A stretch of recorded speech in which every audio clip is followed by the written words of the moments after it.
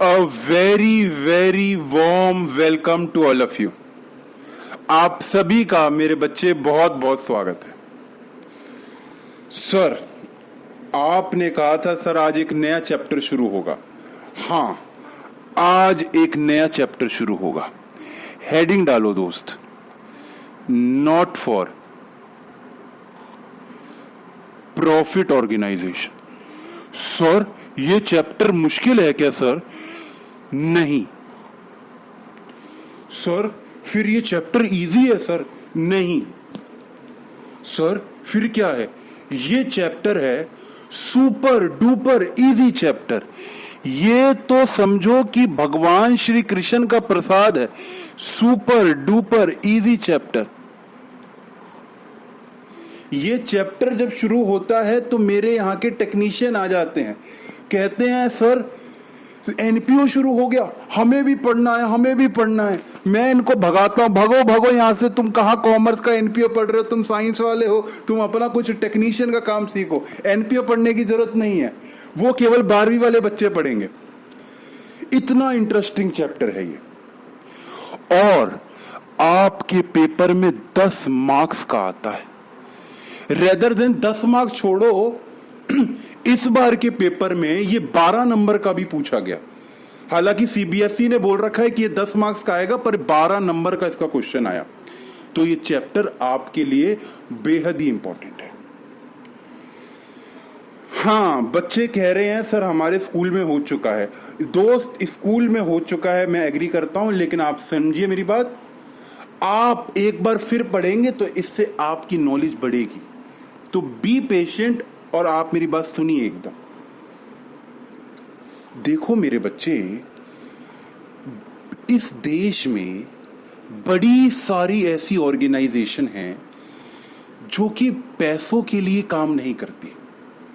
बड़ी सारी हैं पैसों के लिए भी करती हैं, लेकिन बड़े सारे अच्छे लोग भी हैं हमारे देश में जो कि हर चीज पैसों के लिए नहीं करते।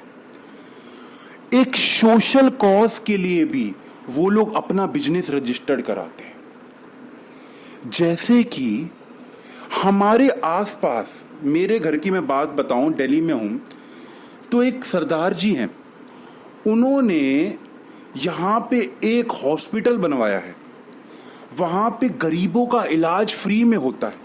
गरीबों का आई टेस्ट करवाना हो तो फ्री में होगा। जो भी उनको आई रिलेटेड इश्यू आते हैं ना, आंख में इचिंग होना होता है, या आंख में कोई दिक्कत आ गई, या कोई स्वेलिंग आ गई, कोई चोट लग गई, तो उनका इलाज फ्री में होता है या फिर नॉमिनल फीस लगती है। तो क्या ये उन्होंने अपने प्रॉफिट मोटिव से ये किया है? The answer is no. उन्होंने ये इसलिए किया है क्योंकि अब वो बड़े पैसे कमा चुके थे।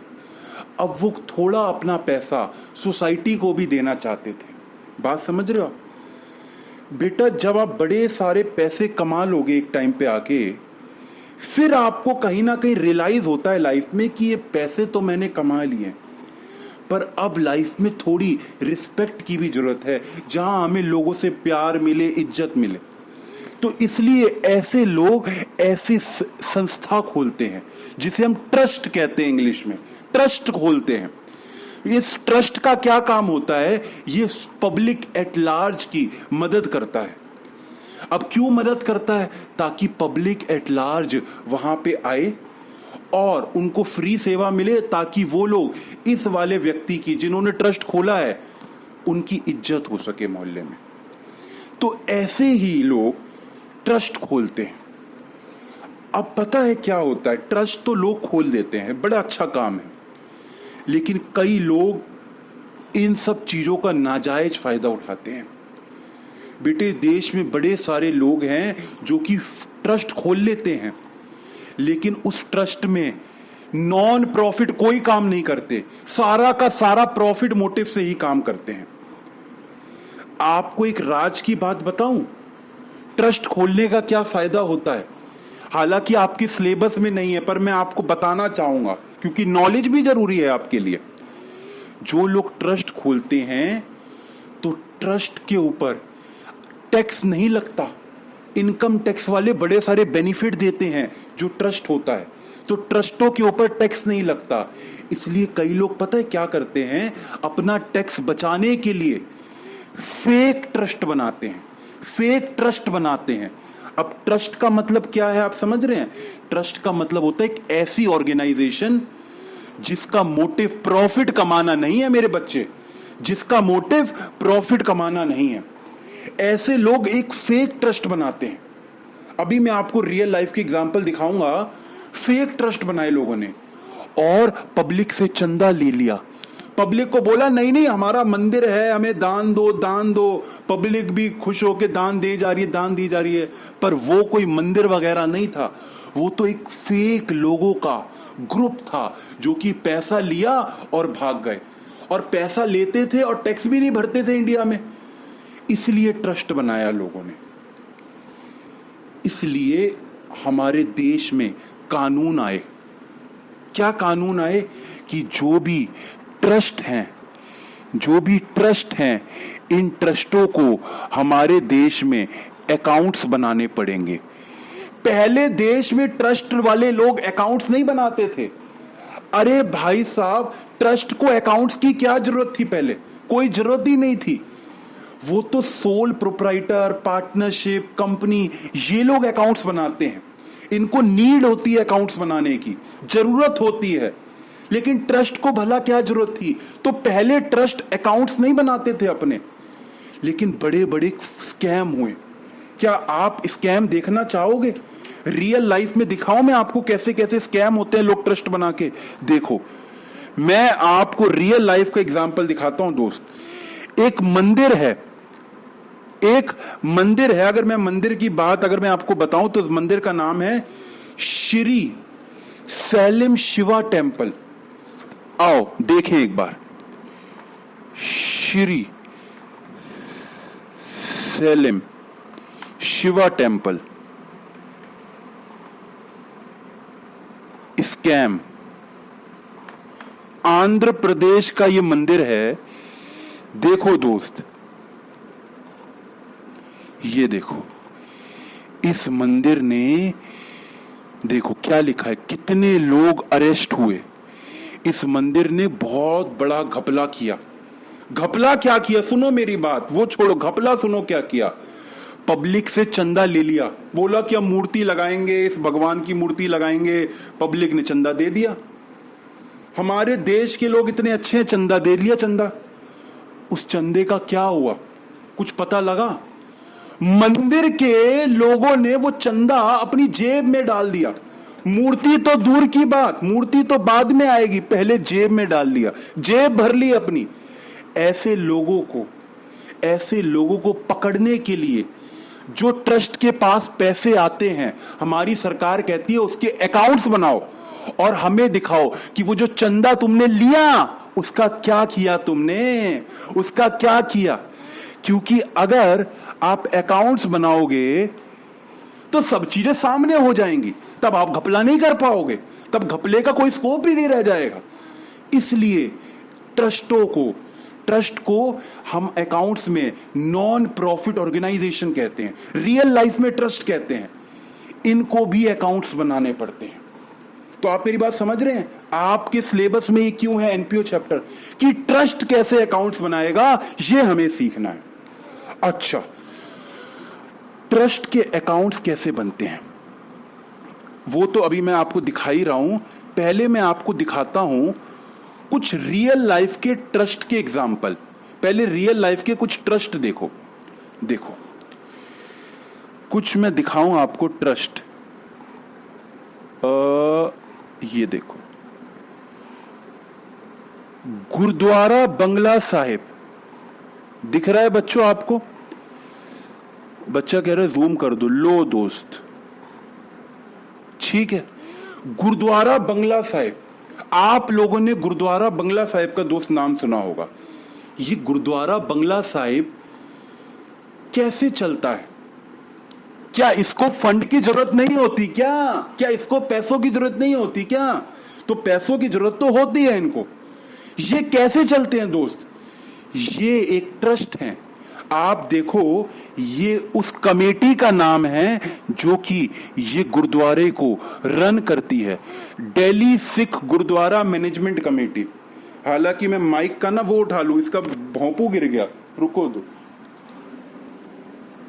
बड़े गजब की बात है, इसका भोंपू गिर गया। देखो, ये दिल्ली सिख गुरुद्वारा कमेटी, ये वो ट्रस्ट है जो कि बंगला साहिब गुरुद्वारे को चलाता है। तो इस ट्रस्ट को अकाउंट्स बनाने पड़ते हैं बंगला साहिब गुरुद्वारे के। और भी देखो, और कौन कौन से ट्रस्ट होते हैं इंडिया में। आप लोग क्रिकेट देखते होंगे आप लोग, तो आपको पता होगा बीसीसीआई कौन है। बीसीसीआई, आपने कभी नाम सुना है बीसीसीआई? ये इनका लोगो होता है। ओ माय गॉड, ये बीसीसीआई, ये जो इंडिया में क्रिकेट कंडक्ट करवाती है, आपको पता है ये भी एक ट्रस्ट है सर, बीसीसीआई भी ट्रस्ट है। हाँ, बीसीसीआई भी ट्रस्ट है। ये देखो, board of cricket council of India, ये भी एक ट्रस्ट है। इसको भी एनपीओ के अकाउंट्स बनाने पड़ते हैं। अच्छा सर आप कोई और एग्जांपल बताओ ना सर, कोई और एग्जांपल बताओ। सुनो दोस्त सुनो, ये देखो, वैष्णो देवी टेम्पल, किस किस बच्चे ने नाम सुना है वैष्णो देवी टेम्पल? तो सब कह रहे, आयुष कह रहा है मैंने सुना है, मनोहर कह रहा है मैंने सुना है, जानवी कह रही है मैंने, बाप रे बाप, सबके सब ने नाम सुना है वैष्णो देवी।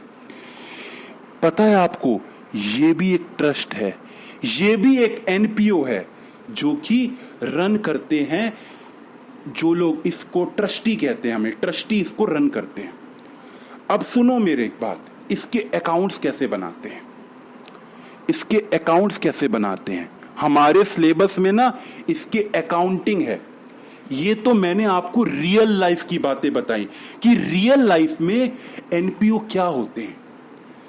अब हमारे सिलेबस में तो दोस्त देखो अकाउंट्स वाला पार्ट है, इतनी ज्यादा थ्योरी नहीं दे रखी, लेकिन मैं फिर भी ना, ये जो मैंने आपके पास नोट्स हैं मेरे, मैं आपको डिस्क्रिप्शन में दे दूंगा, अगर आपको पढ़ने हैं तो पढ़ सकते हो। अब मेरे साथ अकाउंट्स की बातें देखेंगे। एनपीओ में मेरे बच्चे, हमें आपके साथ 3 अकाउंट बनाना सीखना है, 3 टाइप ऑफ अकाउंट्स बनाना सीखना है। ये 3 अकाउंट अगर मैं बनाना आपको सिखा दूं तो हमारे एनपीओ चैप्टर खत्म हो जाएगा। आपको पता है आपके चैप्टर का पूरा नाम क्या है? चैप्टर का पूरा नाम क्या है? तो पूरा नाम है दोस्त, फाइनेंशियल स्टेटमेंट्स। फाइनेंशियल स्टेटमेंट देखो ऑफ एनपीओ। तो हमारे सिलेबस में हमें एनपीओ की फाइनेंशियल स्टेटमेंट बनानी है। Financial statement. अगर मैं आपसे पूछूं what do you mean by financial statement, तो आप क्या कहोगे? अगर मैं आपसे कहूं कि फाइनेंशियल स्टेटमेंट का क्या मतलब होता है मेरे बच्चे, तो आप क्या कहोगे? आप पता है क्या कहोगे? सर फाइनेंशियल स्टेटमेंट का मतलब होता है सर ट्रेडिंग अकाउंट, ये जो आपने 11वीं में पढ़ा है, प्रॉफिट और loss account. Oh my God, बोलो यही कहोगे ना?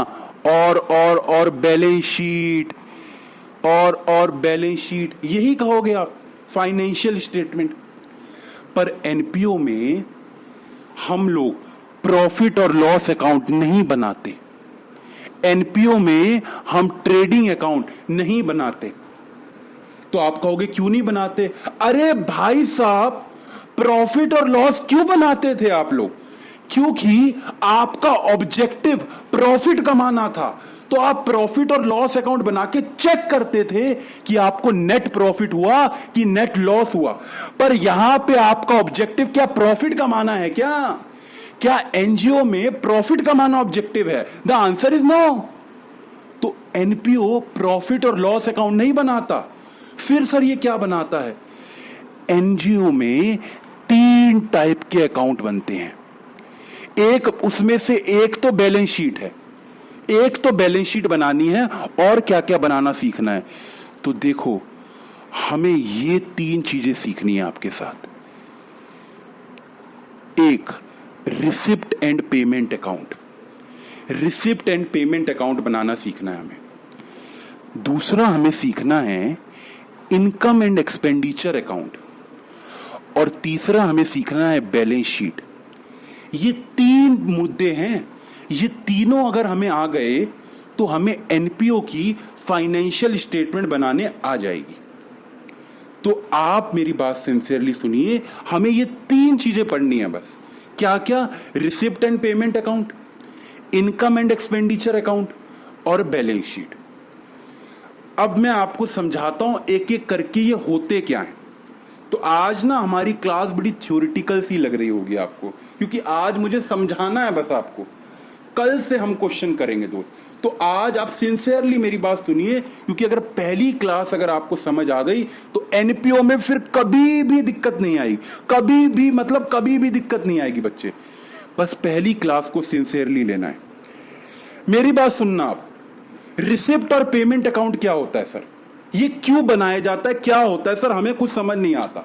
देखो सुनो मेरी बात, रिसिप्ट और पेमेंट अकाउंट कुछ भी नहीं है, कैश और बैंक अकाउंट का समूह है। मैंने क्या कहा? रिसिप्ट और payment account is nothing, just a cash and bank account है सर। ये क्या मतलब हुआ? देखो, अगर मैं आपको कहूं आपके बिजनेस को कैश सेल हुई है, आपके बिजनेस में कैश सेल हुई है ₹70,000 की, तो आप क्या एंट्री डालते थे? सेल की क्या एंट्री डालते थे? क्या मुझे बताओगे? सर ये भी क्या भला बात हुई, cash account debit to sale account? Sir ये क्या पूछ दिया आपने? सर हम इंटेलिजेंट बच्चे हैं सर, ये क्या ऐसे सवाल मत पूछा करो sir. Being sales taken place, ये एंट्री पास करते हो।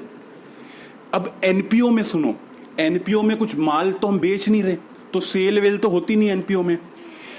एनपीओ में जो रिसिप्ट और पेमेंट अकाउंट जो बनता है, ये रिसिप्ट और पेमेंट अकाउंट का पता है क्या मतलब है? ये कैश अकाउंट है।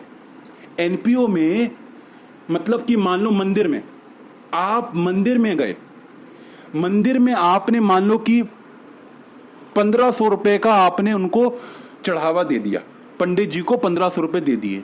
पंडित जी एक रसीद काट के देंगे आपको। हालांकि बड़े सारे एनजीओ मंदिर ऐसा करते ही नहीं है। आपने देखा होगा, आप दान पात्र में 10 रुपए डाल देते, तो क्या आपको कभी पर्ची मिली? आप तो रोज डालाते हो कि 10 रुपए के रोज पर्ची मिलती है। The answer is no. पर आपको मिलनी चाहिए, लीगली आपको पर्ची मिलनी चाहिए। आपके पास राइट है मांगने का पर्ची, आपको पता है आपके पास राइट है मांगने का। लेकिन हम कहते हैं कि भाई 10 रुपए दिए भगवान के नाम पे, इसमें भी पर्चियां लेके जाएंगे क्या? हमने आज तक कभी दुकान वाले से तो मांगी नहीं पर्चियां, इनवॉइस, तो इनसे क्या पर्चियां ले? तो वो हम लोग नहीं लेते हैं। लेकिन एनजीओ को पर्ची देनी पड़ती है, और एनजीओ पता है क्या एंट्री पास करता है? अगर उसके पास चढ़ावा आता है, वो कैश अकाउंट को डेबिट नहीं करता, वो करता है रिसिप्ट और पेमेंट अकाउंट को debit. O my God, receipt and payment account debit. 2 donation, वो इस चढ़ावे को कहता है डोनेशन आई। चढ़ावे को क्या कहता है? डोनेशन आई। तो एनजीओ में कैश अकाउंट ना बोल के हम उसको क्या बोलते हैं? रिसिप्ट और पेमेंट अकाउंट। हालांकि एनजीओ में कैश अकाउंट भी बनता है, पर वो हमारे सिलेबस में नहीं है। हमारे सिलेबस में केवल फाइनेंशियल स्टेटमेंट है दोस्त। तो आप मुझे बात बताओ कि अगर एनजीओ में किसी भी तरीके का पैसा आएगा तो रिसिप्ट और पेमेंट डेबिट हो जाएगा। अच्छा, क्या एनजीओज में भी सैलरी बांटी जाती है? बिल्कुल। सुनो मेरे दोस्त, मानो कि एक बंदे ने हॉस्पिटल बनाया, उस हॉस्पिटल को ना उसने रजिस्टर्ड करा लिया एज अ ट्रस्ट। रजिस्ट्रेशन कराना पड़ता है पहले, उसने रजिस्टर्ड करा लिया एज अ ट्रस्ट, तो वो एनजीओ बन गया, वो एक एनजीओ बन गया। अब उस हॉस्पिटल में मानो कि 4-5 वर्कर काम करते हैं, एक मेड भी काम करती है साफ सफाई करने वाली। अब वो मेड को तो पैसे पूरे देने पड़ेंगे ना, उसको थोड़ी ना कहेंगे कि ये एनजीओ है यहाँ पे आपको पैसे कम मिलेंगे। मेड वगैरह तो पैसे पूरे लेंगे। वो तो उस बंदे ने जिसने बनाया है उसका नुकसान होता है, क्योंकि उसने पैसा एज अ सोशल कॉज में दे दिया, लेकिन वर्कर्स तो पूरे पैसे लेंगे। तो मैंने कहा एनजीओ ने सैलरी पे करी, एनजीओ ने सैलरी पे करी 10,000 रुपए की, तो क्या एंट्री होगी? देखो, सैलरी तो खर्चा है, तो सैलरी अकाउंट डेबिट तो होगा, सैलरी अकाउंट डेबिट तो होगा 10,000। अगर नॉर्मल बिजनेस होता, नॉर्मल बिजनेस में हम क्या करते थे? नॉर्मल बिजनेस में हम कैश अकाउंट को क्रेडिट कर देते थे। बोलो हां कि भाई सैलरी पे करी, जेब से कैश चला गया। नॉर्मल बिजनेस में तो ऐसे करते थे, कैश को डेबिट क्रेडिट कर देते थे। पर एनजीओ में मैंने क्या कहा? कैश की जगह रिसिप्ट और पेमेंट। कैश ना बोल के हम क्या बोलेंगे? रिसिप्ट और पेमेंट, कि ये पेमेंट हुई मेरे बच्चे, पेमेंट हुई। इसलिए एंट्री क्या होगी? सैलरी अकाउंट है, ये एनजीओ में एंट्री होती है। Salary account debit 10,000 to receipt and payment account. Oh my God, receipt and payment account. तो एनजीओ में ये रिसिप्ट और पेमेंट अकाउंट का मतलब कुछ भी नहीं। रिसिप्ट और पेमेंट अकाउंट एक पर्दा है, उसके पीछे छुपा है कैश और बैंक अकाउंट।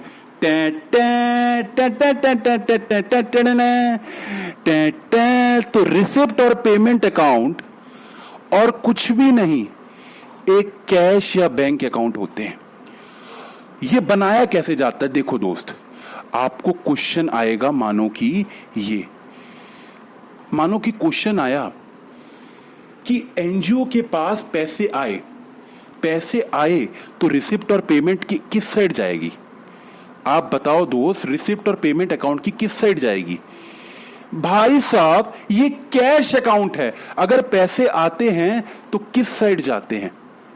ये देखो, ये साइड होती है, इसको मैं काले पेन से लिखूं, ये जो डेबिट साइड है ना मेरे बच्चे, इस डेबिट साइड को मैं लिखता हूं रिसिप्ट, और क्रेडिट साइड को मैं लिखता हूं मेरे बच्चे पेमेंट। कोई भी पेमेंट होगी वो इस साइड जाएगी, कोई भी पैसा आएगा वो इस साइड आएगा। क्या सेम कैश और बैंक अकाउंट की तरह नहीं है? अच्छा, मैंने कहा 1 अप्रैल से ना आपको अकाउंट्स बनाने हैं, 1 अप्रैल से 31 मार्च के। 1 अप्रैल को कैश का बैलेंस बीडी पड़ा हुआ है, कैश का ओपनिंग बैलेंस होता है ना, कैश का बैलेंस बीडी पड़ा हुआ है। तो आप ना इसको ऐसे लिखोगे, टू बैलेंस बीडी। अरे भाई, एनजीओ में कैश का मतलब क्या?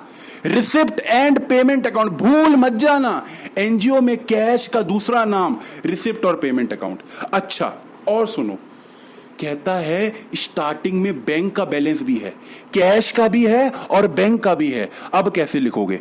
तो लिखोगे बैलेंस बीडी, कैश का 10,000 मान लो, और बैंक का भी है तो बैंक का भी 10,000, और टोटल मिला के यहां पे लिख दिया 20,000। ठीक है। अब उसने कहा कि आपने सैलरी पे करी, वो ये नहीं बताएगा कि कैश से पे करी कि बैंक से पे करी, उसने कहा सैलरी पे करी। भाई साहब, हमारा काम क्या है? सैलरी पे करी है ना, पेमेंट हुई है बाय सैलरी, चाहे किसी से भी हुई हो, चाहे बैंक से हुई हो, चाहे कैश से हुई, कुछ भी हुई हो। हम एनजीओ में रिसिप्ट और पेमेंट अकाउंट बनाएंगे, कैश और बैंक अकाउंट से कोई मतलब ही नहीं हमारा। हमारा काम क्या है? Receipt and payment account banana. By salary 10,000। उसने कहा चढ़ावा आया, डोनेशन आई। डोनेशन कहां लिखेंगे? डोनेशन लिखेंगे यहां पे, पैसा आया ना, डोनेशन ली 10,000 रुपए। और सुनो, मानो कि वो कहता है एनजीओ ने कोई भगवान की मूर्ति खरीदी, फिक्स एसेट में इन्वेस्ट किया, फिक्स एसेट खरीदा, तो फिक्स एसेट के लिए पैसा गया होगा कि आया होगा दोस्त? एनजीओ ने फिक्स एसेट खरीदा है ना, तो पैसा गया होगा कि आया होगा? पैसा गया होगा। ओ माय गॉड सर, ये तो कोई दिक्कत ही नहीं है इसमें। तो ये तो सर हमारा क्या है? ये तो सर हमारा कैश और बैंक अकाउंट ही है। हाँ भाई हाँ, वही तो बता रहा था, गला भी बैठ गया लो, कि कैश और बैंक अकाउंट ही है, रिसिप्ट और पेमेंट कुछ नहीं। पर्दा खोल के देखो तो क्या निकलेगा? कैश और बैंक अकाउंट। घूंघट है रिसिप्ट और पेमेंट। घूंघट उठा के तो देखो अंदर क्या है? अंदर है कैश और बैंक अकाउंट। तो क्या बात क्लियर है? रिसिप्ट और पेमेंट मैं यहां पे लिख देता हूं, कैश प्लस बैंक अकाउंट, और कुछ भी नहीं है। ठीक है दोस्त, आओ हम नोट्स की तरफ बढ़े। एक मुझे आपको सिखाना है इनकम एंड एक्सपेंडिचर अकाउंट। ये क्या होता है? ये क्या होता है दोस्त? मैंने आपको बताया कि एनजीओ का काम प्रॉफिट कमाना नहीं होता। एनजीओ का काम प्रॉफिट कमाना नहीं होता, लेकिन कभी कभार एनजीओ के पास प्रॉफिट खुद ब खुद हो जाता है सर, ऐसे कैसे? सुनो मेरी बात। मानो कि गुरुद्वारा, जो गोल्डन टेम्पल है हमारा, गोल्डन टेम्पल अमृतसर में, मानो कि वहां पे लोग जाते हैं, थोड़ा दान भी देते हैं गुरुद्वारे में। मानो कि गुरुद्वारे में दान दिया और पूरे साल में जब लास्ट में काउंट हुआ तो दान आया 200 करोड़ रुपए का दान। ओ माय गॉड सर, इतना बड़ा? हाँ, 200 करोड़ का दान आया। और हमने जब खर्चे अपने जोड़े, खर्चे क्या होते हैं गुरुद्वारे में? लंगर बनता है भाई साहब इतना, बाकी कुछ लोगों को तनख्वाह वनख्वाह भी दी जाती है, इलेक्ट्रिसिटी का खर्चा और बाकी साफ सफाई का खर्चा, ये सब खर्चे मिला के हुए 100 करोड़ के खर्चे। तो क्या एनजीओ के पास 100 करोड़ बच गए? अब आप क्या कहोगे, उस 100 करोड़ का क्या किया जाए? एनजीओ क्या अपने घर ले जाएगा? वो जो मालिक थे एनजीओ के, क्या वो घर ले जाएंगे? The answer is no. NGO का मालिक घर नहीं ले जा सकता उस पैसे को। वो भाई साहब, वो एनजीओ का मालिक घर ले ही नहीं जा सकता उस पैसे को, ये रूल है। तो उस पैसे का क्या होगा? वो पैसा बिजनेस के अंदर ही रहता है, मतलब एनजीओ के पास ही रहता है।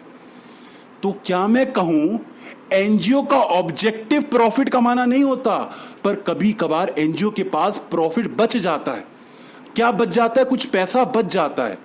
जो पैसा बच जाता है उसको हम एनजीओ में प्रॉफिट नहीं बोलते, हम एनजीओ में उसको पता है क्या बोलते हैं? अगर कुछ एनजीओ के पास बच गया उसे हम कहते हैं सरप्लस। क्या कहते हैं दोस्त? सरप्लस। कि एनजीओ के पास कितना पैसा बच गया। और कभी कभार तो ज्यादा भी खर्च हो जाता है सर। चढ़ावा आया मान लो कि 100 करोड़ और खर्चा हो गया 200 करोड़। जैसे कि कोरोना वायरस। कोरोना वायरस में गोल्डन टेम्पल गुरुद्वारे में कितने लोग जा रहे हैं? गोल्डन टेम्पल भी भाई साहब मेरे हिसाब से बंद था, अभी कुछ दिन के लिए खुला था लेकिन वो भी बंद था। तो वहां पे कम लोग गए तो चढ़ावा कम आया। लेकिन गुरुद्वारे ने पूरी सेवा करी लोगों की। एक भी दिन ऐसा नहीं किया कि गुरुद्वारे ने लंगर ना बांटा हो। गली मोहल्ले में जा जाके गुरुद्वारों के लोगों ने लंगर बांटे हैं। लेकिन क्या आप मुझे बताओ गुरुद्वारे का एक्सपेंस हुआ? हाँ, एक्सपेंस हुआ मानो कि 20 लाख रुपए का, और इनकम जो आई, इनकम आई 5 लाख रुपए की। तो गुरुद्वारे को 15 लाख रुपए का लॉस हुआ। इस लॉस को एनजीओ में कहते हैं डेफिसिट। इस लॉस को एनजीओ में कहते हैं डेफिसिट। तो सरप्लस और डेफिसिट, क्या बात क्लियर हुई दोस्त? सरप्लस क्या होता है? सरप्लस होता है एनजीओ के पास ज्यादा पैसे बच गए, और डेफिसिट क्या होता है? एनजीओ के पास कम पैसे बचे। ये होते हैं एनजीओ में। एनजीओ में प्रॉफिट और लॉस नहीं बोला जाता, सरप्लस और डेफिसिट बोला जाता है।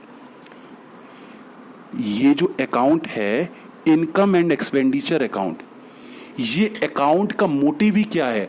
ये निकालना कि एनजीओ को सरप्लस हुआ कि डेफिसिट हुआ। एक राज की बात बताऊं, ये अकाउंट बिल्कुल प्रॉफिट और लॉस अकाउंट की तरह है, बस नाम अलग है। एनजीओ प्रॉफिट नहीं कमा सकता ना, इसलिए इसका नाम प्रॉफिट और लॉस अकाउंट नहीं रखा। हालांकि ये बिल्कुल प्रॉफिट और लॉस अकाउंट की तरह ही है, बिल्कुल डिट्टो, मतलब सेम टू सेम प्रॉफिट और लॉस ही है ये। अगर मैं आपको दिखाऊं, ये देखो क्या लिखा है, income and expenditure account. It is same as profit और loss account, but name is different. Name different है, बाकी ये पूरा पूरा प्रॉफिट और लॉस अकाउंट है। सर ये कैसे बनता है? देखो ये कैसे बनता है दोस्त, देखो इनकम और एक्सपेंडिचर अकाउंट कैसे बनता है। Income and expenditure account. Oh my God, बड़ा अच्छा अकाउंट है दोस्त। एनजीओ वाले को ये अकाउंट बनाना पड़ता है। ये इसलिए बनाना पड़ता है क्योंकि एनजीओ भी घपला कर सकता है। इसलिए सरकार कहती है कि एनजीओ वालों, तुम्हें भी इनकम एक्सपेंडिचर अकाउंट बनाओ और हमें बताओ कि तुमने कितना पैसा कमाया। ठीक है, आपको पता है ये जो इंडिया की बीसीसीआई है, इस बीसीसीआई ने प्रॉफिट कमाया था, पर प्रॉफिट दिखाया नहीं, घपला कर लिया बीच में। गूगल पे सर्च करना बीसीसीआई स्कैम तो पता लगेगा। ठीक है, तो ये इनकम और एक्सपेंडिचर अकाउंट कैसा होता है मेरे बच्चे? प्रॉफिट और लॉस में क्या होता था, यहां पे एक्सपेंस आते थे, यहां इनकम आती थी। सेम यहां पे भी ऐसे ही होगा।